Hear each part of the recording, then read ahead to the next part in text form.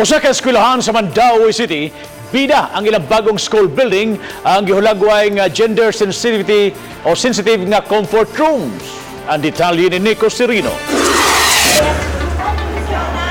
Hapsayra ang pagbukas sa klase sa Tipolo Elementary School sa Dakbayan sa Mandaue. May kapinsan 900 ka mga estudyante sa maong eskwelahan. Wala hinoy na sinati nga kakuwangan sa classrooms.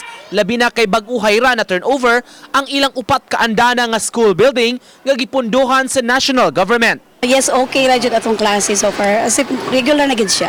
Sa bagong school building, inay sa naandan nga matag classroom, common ang ilang mga CRs o comfort rooms nga nahimutang sa matag andana. Apan gawa sa naandan nga pambabae o panlalaki, doon na sila ikatulo nga CR. Gitagana kini alang sa LGBT community, ingon man sa mga persons with disability.